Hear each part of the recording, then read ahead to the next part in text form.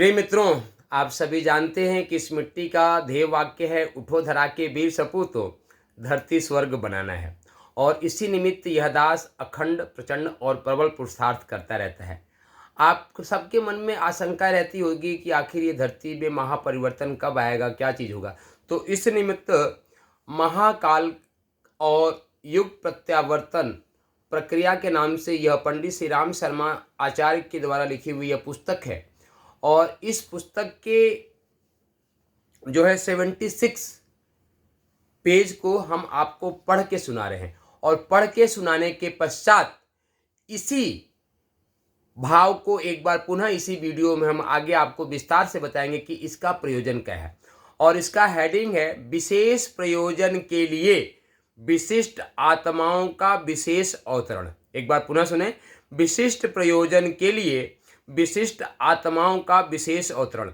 इस हेडिंग का नाम है कि वर्तमान में जो यह पूरे विश्व में महापरिवर्तन होने जा रहा है, इस परिवर्तन को क्रियान्वित करने के लिए कुछ विशेष आत्माओं का अवतरण हुआ है। जैसे महाभारत कालीन में 5 पांडव आदि ढेर सारी आत्माएं अवतरित हुई थी और उन्होंने महाभारत जैसा युद्ध संपन्न करके और भारत की इस सनातन भूमि पे बहुत लंबे समय तक एक सुव्यवस्थित वातावरण का निर्माण किया। तो आज ही वैसा महापरिवर्तन अब होने जा रहा है। किस प्रकार होगा? परम पूज्य गुरुदेव पंडित श्री राम शर्मा आचार्य इस लेख में लिखते हैं, अगले दिनों निश्चित रूप से एक बहुत बड़ी घटना घटित होने वाली है, इतनी बड़ी जिसकी तुलना में इतिहास की पिछली सभी परिवर्तन चर्चाएं फीकी पड़ जाएंगी। परम पूज्य गुरुदेव कहते हैं कि आगामी जो महापरिवर्तन वे इतना बड़ा परिवर्तन है कि पीछे की सारी परिवर्तन की जो क्रियाकलाप हुए सब फीके पड़ जाएंगे, मतलब महाभारत भी फीका पड़ जाएगा।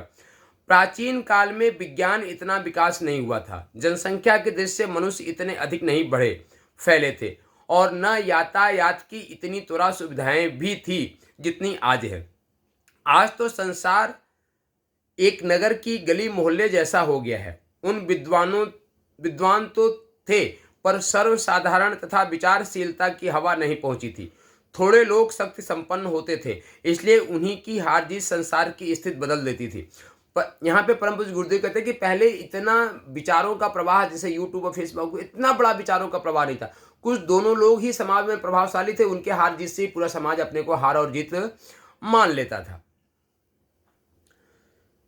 तो आज जो है हार जीत ही स्थितियां बदल देती है, परंतु आज स्थिति और शक्ति स्रोत नागरिकों तक पहुंच चुका है, इसलिए अब हर क्षेत्र का दायरा बहुत बढ़ गया है। इसी दृष्टि से भावी परिवर्तन अब तक के सभी परिवर्तनों की अपेक्षा अधिक बड़ा, अधिक व्यापक और अधिक उथल पुथल होगा। फिर से बता रहे हैं कि इसी दृष्टि से जो भावी परिवर्तन होने जा रहा है, वह परिवर्तन पिछले परिवर्तनों की अपेक्षा अधिक बड़ा, अधिक व्यापक उसका क्षेत्र होगा और अधिक उथल पुथल होने वाला है।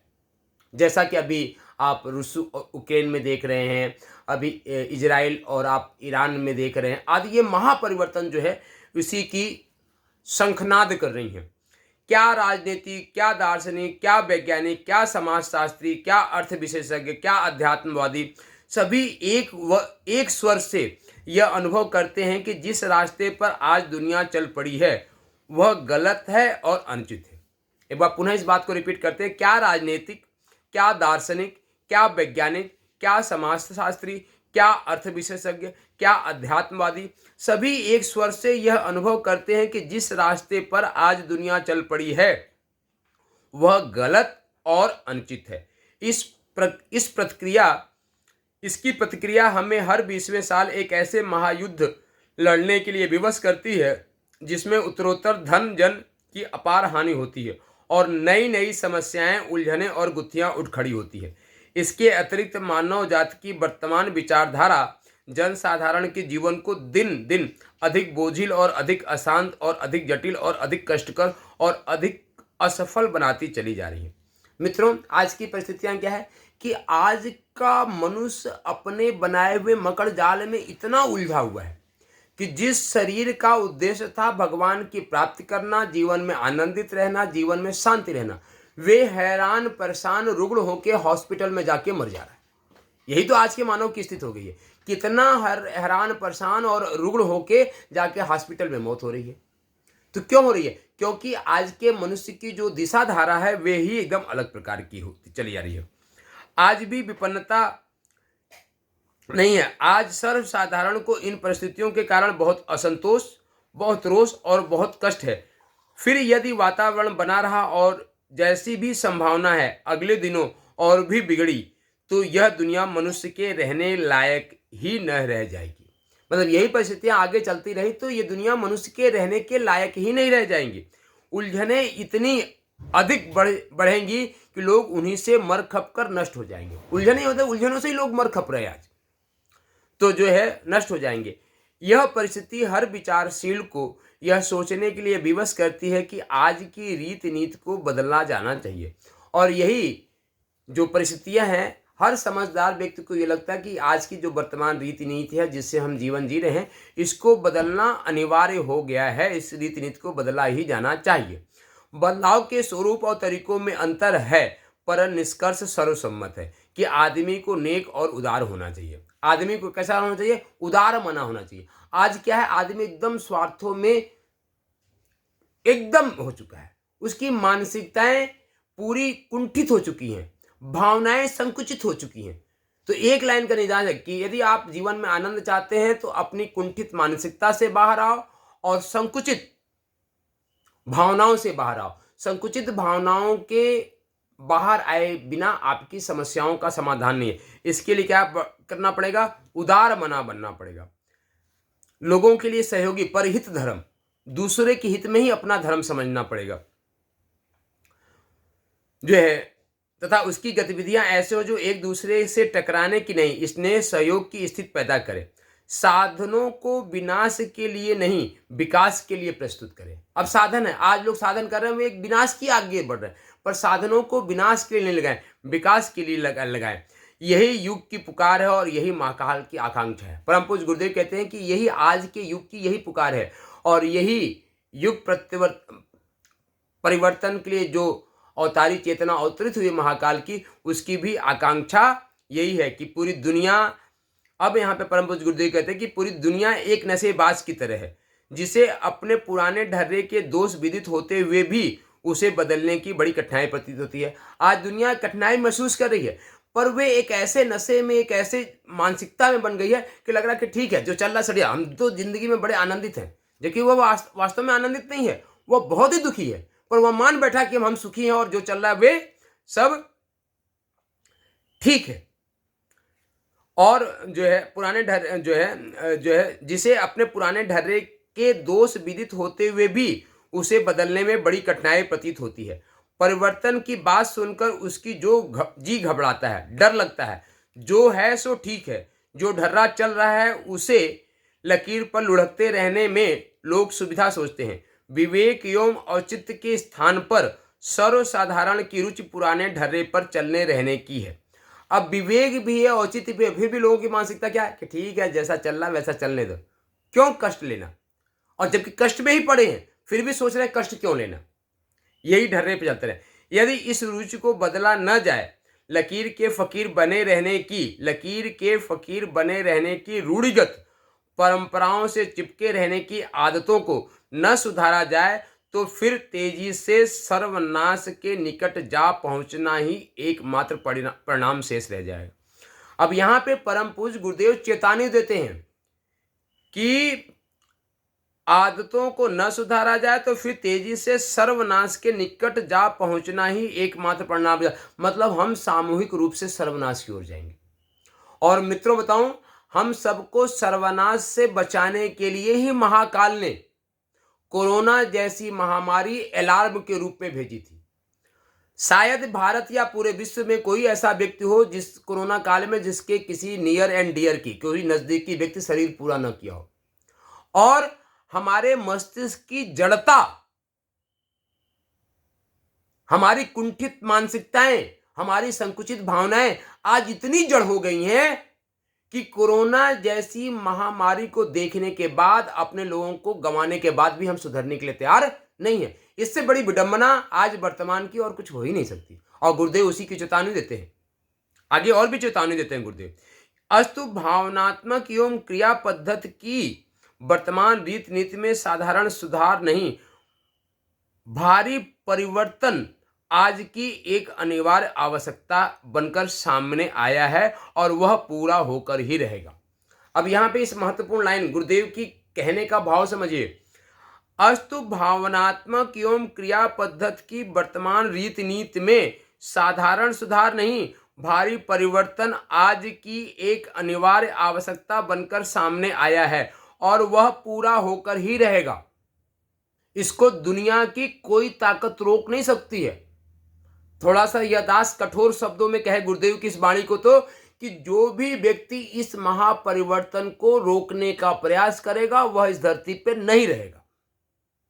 गुरुदेव के लिखने का आशय यही है, पर शब्दों की मर्यादा है, इसलिए गुरुदेव ने थोड़ा सा मर्यादा का पर यही है कि यह पूरा होकर ही रहेगा, किसी के रुकने से रोकने वाला नहीं, और जो रोकने की प्रयास करेगा वह स्वयं काल के ग्रास में जाएगा। जनमानस में यह अभिलाषा अव्यक्त रूप से काम कर रही है। अब यहाँ पे गुरुदेव थोड़ा सा न हो, जनमानस में यह अभिलाषा अव्यक्त रूप से काम कर रही है। वे स्वयं बदलने में भले ही पसंद न करें, पर परिस्थितियों को जरूर बदला देखना चाहते हैं। ऐसी जन आकांक्षाओं को अध्यात्मवादी दैवीय प्रेरणा के रूप में देखते हैं। अब जो हम जैसे अध्यात्मवादी लोग हैं, आज जो मन में आकांक्षाओं, किसी से बात करो तो पूर्णतः संतुष्ट नहीं है, प्रसन्न नहीं है, हर व्यक्ति परेशान है, और यही आकांक्षा लोगों के मन की हम जैसे लोग मानते हैं कि ये दैवीय प्रेरणा के रूप में अवतरित हुई है। विश्व की सूक्ष्म परिस्थितियों का ज्ञान रखने वाले तत्वदर्शी इस प्रवाह के पीछे पर ब्रह्म परमात्मा की ही महाप्रेरणा को कार्य करता हुआ मानते हैं। आज विश्व की जो भयावह परिस्थितियां बनी हुई है कि विश्व कब गया, कब कौन सा देश परमाणु बम पटक देगा, दो देश लड़ रहे हैं, और एक बार इतने परमाणु बम बन चुके कि एक परमाणु बम में यदि कोई देश पटक दे तो ये पूरी धरती गैस बन जाएगी। मित्रों, आप परिस्थितियों को समझो कि आज विश्व की जो परिस्थितियां बन चुकी हैं, परिस्थितियां ऐसी बन चुकी, कोई एक देश के मन में नादानी आ जाए और वह परमाणु बम को, एक भी परमाणु बम को पटक दे, यह धरती तुरंत वाष्प में परिवर्तित हो जाएगी। इतनी भयावह परिस्थितियां हम सबके सामने हैं। अवांछनीय परिस्थितियों में जो है तत्वदर्शी की परम परमात्मा की ही महाप्रेरणा को कर्म करता हुआ मानते हैं। महाकाल ऐसी ही ईश्वरीय शक्ति है जो अवांछनीय परिस्थितियों में अवांछनीयता को बदल देने का अपना काम अनादिकाल से अभिष्ट अवसरों पर बड़ी खूबी के साथ संपन्न करती रही। यहाँ पर परम पूज्य गुरुदेव कहते हैं कि महाकाल इस प्रकार के महापरिवर्तन के लिए एकदम सुनियोजित, सुव्यवस्थित और क्रमबद्ध से कार्य करती रही है और आगे भी करती रहेगी, और इस बार भी करने जा रही है। हमको उसके साथ जुड़ जाना है। महाकाल की चली सवारी, चलो साथ हो जाएं, यह ईगो परिवर्तन की बेला है, चलो साथ हो जाएं। तो मित्रों, महाकाल की यह सवारी चल पड़ी है, इस सवारी में हमको साथ हो जाना चाहिए, और यदि साथ चल पड़ेंगे तो पुण्य और फल के भागीदार बनेंगे। उसी महाशक्ति की हलचलों को इन दिनों हर तत्वदर्शी अनुभव करता है। उन्हीं महाशक्ति की हलचलों को इन दिनों हर तत्वदर्शी अनुभव करता है और भावी परिवर्तन अवश्यंभावी मानता है कि भावी जो परिवर्तन होने जा रहा है यह अवश्यंभावी अर्थात होकर ही रहेगा। स्वभावतः ऐसे व्यापक परिवर्तनों के अवसर पर अवांछनीय तत्व प्रतिरोध करते हैं। अब यहाँ पे गुरुदेव कहते हैं परंपरा क्या है कि ऐसा जब महापरिवर्तन आता है तो जो भी अवांछनीय तत्व है ना उसका प्रतिरोध करते हैं।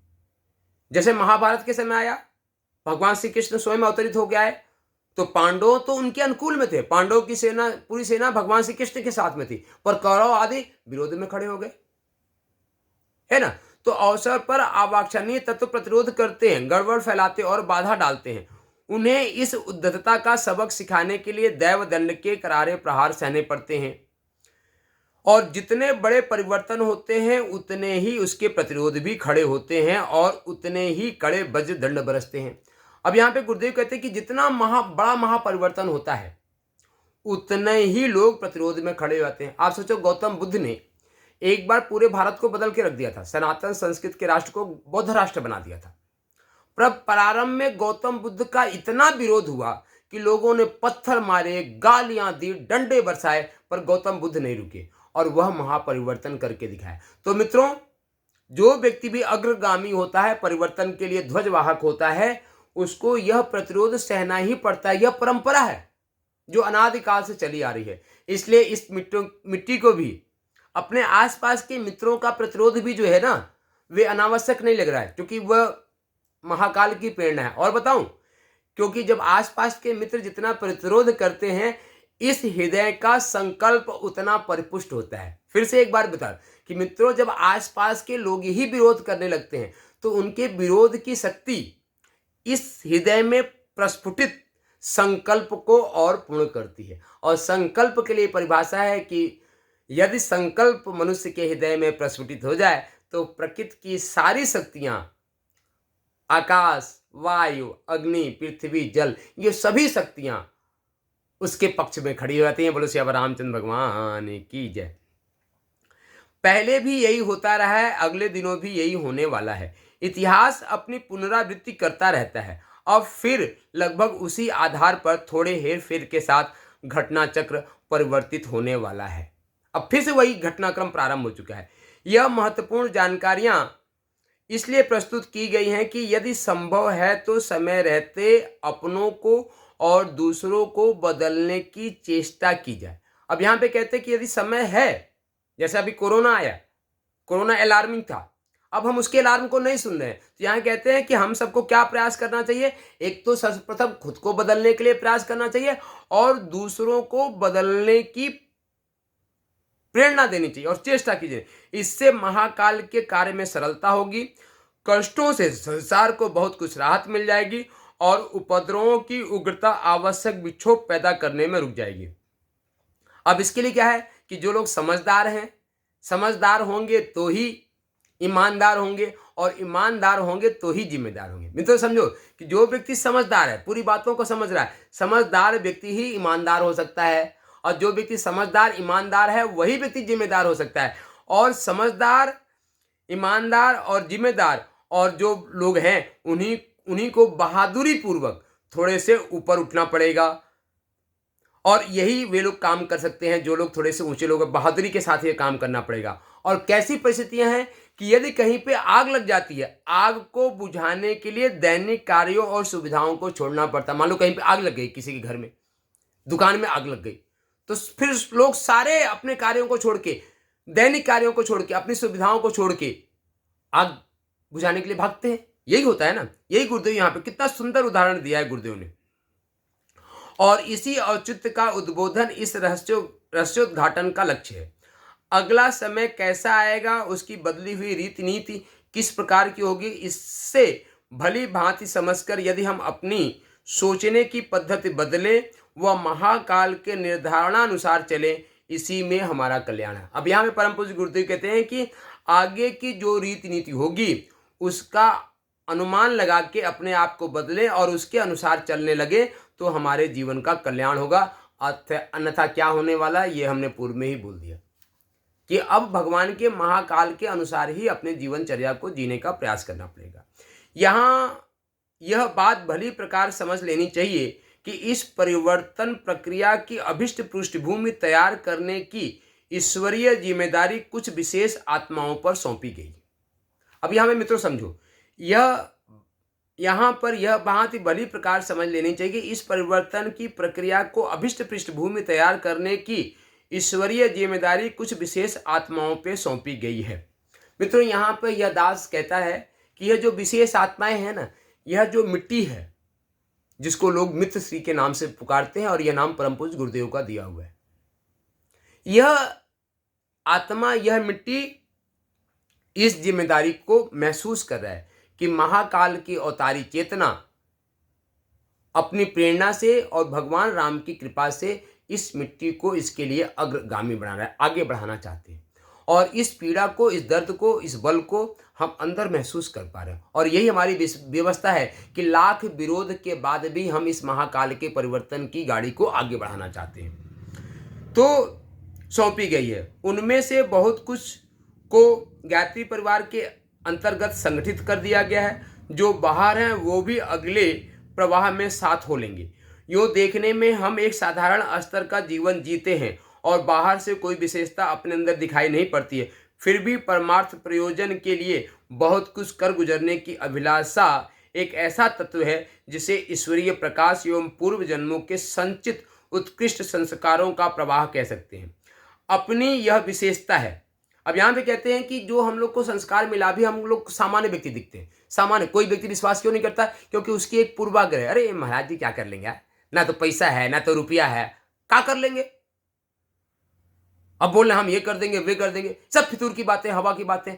आज हमारी बातों को भी सुन के लोगों को यही लगता है ना, कि महाराज जी के पास एक अठन्नी तो है नहीं और चले दुनिया को बदलने, साफ करने। ये कैसे संभव होगा?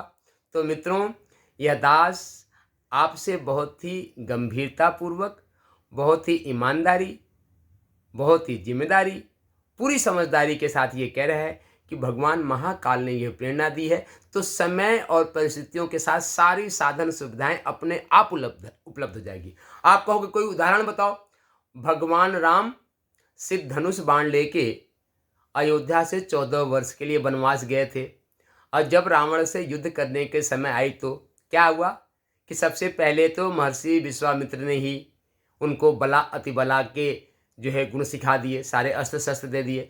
उसके बाद जिन अस्त्र शस्त्रों की कमी थी उसको महर्षि अगस्त्य ने उत्पन्न करवा दी। अंत में युद्ध करने के लिए रावण रथ पे आया था, भगवान को भी रथ चाहिए था, तो इंद्र देवता ने अपना रथ भगवान श्री राम को दे दिया और युद्ध संपन्न हुआ। निहत एक धनुष बाण लेके भगवान श्री राम गए थे वन में, पर सारी साधन सुविधाएं महाकाल की प्रेरणा से उनको उपलब्ध हो गई। वैसे यह दास भी विश्वास करता है कि आज हमारे पास भले अठन्नी नहीं हो, पर जैसे परिस्थितियां आगे बढ़ देगी, जैसे कार्य करने के लिए हमको आवश्यकता पड़ती जाएगी, महाकाल की कृपा से, भगवान राम की आशीर्वाद से सब कुछ साधन सुविधा उपलब्ध होती चली जाएगी।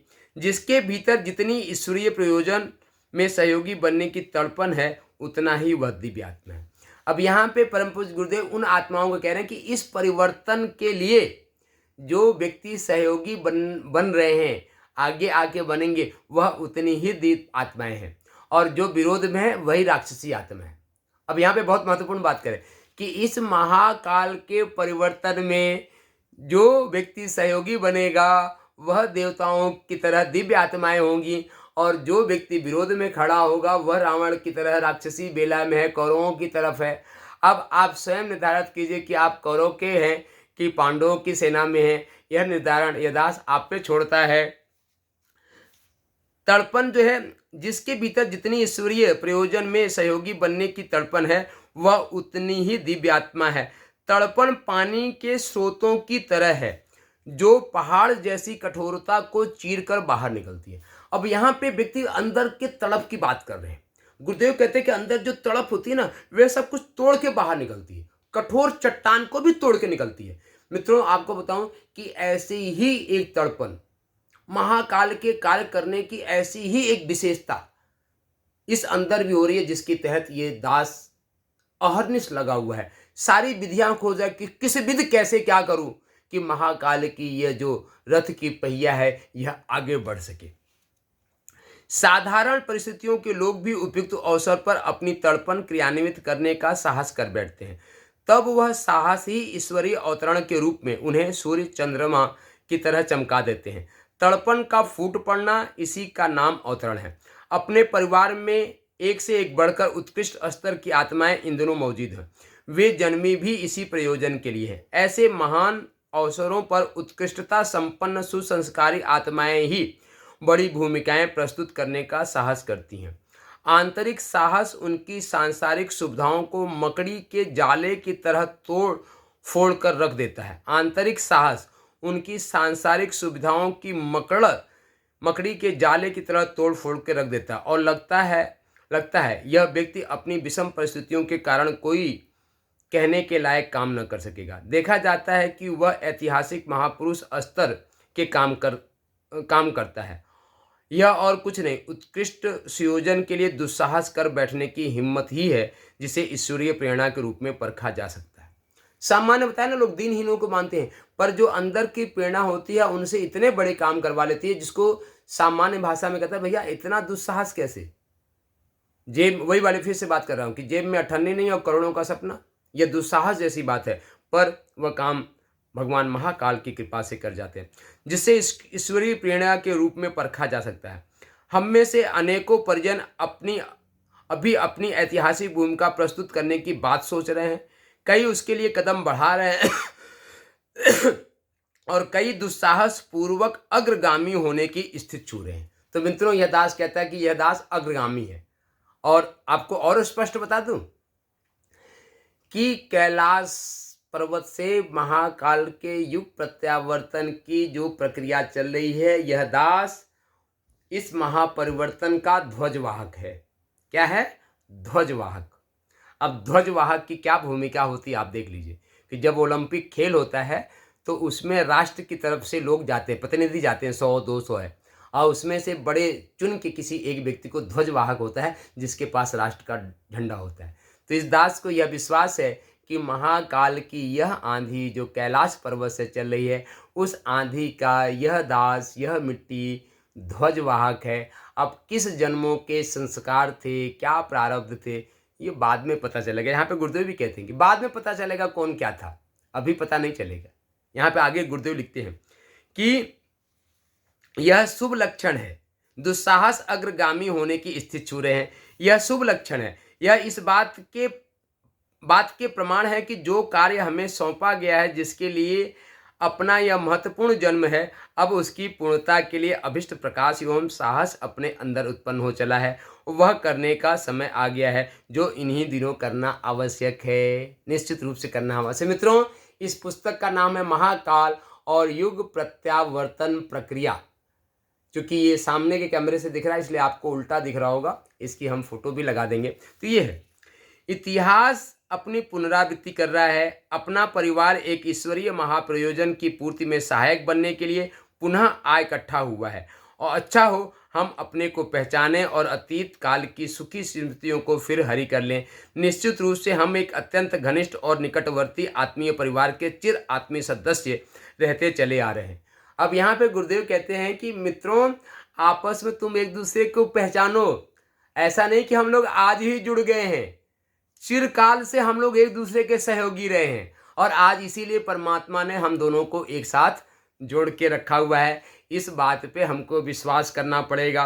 समय आने पर इसका रहस्य भी खुल जाएगा। गुरुदेव कहते हैं कि जब समय आएगा तो यह रहस्य भी खुल जाएगा कि हम लोग कहाँ पे किस किस जगह पे एक साथ सहयोगी थे, खुल जाएगा। पर अभी समय नहीं आया है। हम लोग इसकी हल्की सी झांकी इस रूप में पा सकते हैं कि परस्पर हम में से किसका क्या संबंध रहा है और कितने समय पूर्व किसने किस प्रकार की दिव्य भूमिकाएं संपादित की थी। थोड़ा सा प्रयत्न करने पर यह अनुभव आसानी से हो सकते हैं। ऐसी जानकारी आत्मज्ञान की दृष्टि से श्रेय एवं सहायक ही होंगी। रात्रि के अंतिम भाग में प्रायः अंतःचेतना स्पष्ट एवं निर्मल होती है। रात के अंतिम भाग में मतलब ब्रह्म मुहूर्त में प्रायः अंतःचेतना स्पष्ट एवं निर्मल होती है। उस समय आँख खुलने पर बिस्तर में पड़े पड़े ही अंतःकरण को सामान्य विचारों से खाली करके इस अनुभव के लिए खुला छोड़ देना चाहिए। अपने अतीत जन्मों एवं क्रियाकलापों की हल्की सी अनुभूति उसमें प्रस्फुटित हो कि हमने अतीत जन्म में क्या थे, ये देखने का प्रयास करना चाहिए और दिखती भी है। कई दिनों ऐसे प्रयास करते रहने से अनुभव में स्थिरता आती है। कई दिनों तक यदि हम लगातार प्रयास करें अपने पूर्व जन्मों की दिव्यता को समझें तो यह स्पष्ट हो जाती है, जो है अनुभूतियाँ प्रस्फुटित होने लगती है। कई दिन ऐसा प्रयास करने से अनुभव में स्थिरता आती है। हिलते हुए पानी की लहरों में प्रतिबिंब ठीक से नहीं दिखता। यहाँ पे गुरुदेव कहते हैं कि यदि पानी हिल रहा होता था, मन जो है ना, मन यदि चंचल हो तो यह स्थितियाँ दिखती नहीं है। जैसे जैसे पानी का हिलना स्थिर हो जाता है, प्रतिबिंब स्पष्ट दिखने लगती है। ठीक उसी प्रकार एक दूसरे से भिन्न प्रकार के परस्पर विरोधी एवं विसंगत अनुभव भी आएंगे, पर थोड़े ही दिनों में कुछ अनुभूतियां बार बार अधिक स्पष्ट और अधिक वास्तविक प्रतीत होने लगेंगी। वे कई जन्मों की होंगी। इस प्रकार की अनुभूतियों को नोट करते रहा जाए और स्थिति बहुत ही साफ हो सकती है। तो मित्रों, यहाँ पे बहुत ही सुंदर गुरुदेव ने कहा और इस किताब को हम पूरा पढ़ के आपके समक्ष प्रस्तुत करेंगे। अगला हेडिंग आपको अगले एपिसोड में मिलेगा। तो महाकाल के और युग प्रत्यावर्तन प्रक्रिया में हम लोग साथ जुड़े और जैसा कि पूर्व में बता दिया कि महाकाल की इस अवतारी चेतना में यह दास, यह मुक्ति अग्रगामी की भूमिका निभा रहा है। एक बार पुनः बता दें कि यह दास ध्वजवाहक है। और ध्वजवाहक की जिम्मेदारी कितनी बड़ी होती है आप समझ सकते हैं। और यह दास की कहीं न कहीं प्रारब्ध के संस्कार रहे होंगे कि ईश्वरीय चेतना ने, भगवान प्रभु श्री राम ने और महाकाल ने इस दास को अपना चुना। आज इस दास बड़े निहत्था दिख रहा हो, पर महाकाल गुरुदेव भगवान का दिया हुआ यह ब्रह्मदंड ही सर्वस्व है ना। तो मित्रों, आप सबके हृदय में बैठे हुए परमात्मा को सिया राम मैं सब जग करहु प्रणाम जोर जुग पानी। हम सब के अंतःकरण वह दिव्यात्मा परमात्मा बैठा हुआ है, भगवान श्री राम के रूप में, भगवान श्री कृष्ण के रूप में, महाकाल के रूप में। और उसको नमन बंदन करते हुए आप सभी मित्रों का आवाहन करता है, आओ महाकाल की चली सवारी, चलो साथ हो जाओ। उठो धरा के वीर सपूतों, धरती स्वर्ग बनाना है। शक्ति शंभु जय श्री राम, शक्ति शंभु जय श्री राम। आओ मित्रों, कुछ पल कलयुग केवल नाम आधारा, सुमिर सुमिर नर उतर पारा। श्री राम जय जय राम, श्री राम जय जय राम, श्री राम जय जय राम, श्री राम जय जय राम, श्री राम जय जय राम, श्री राम जय जय राम, श्री राम जय जय राम, श्री राम जय जय राम, श्री राम जय जय राम, श्री राम जय जय रामचंद्र भगवान की जय।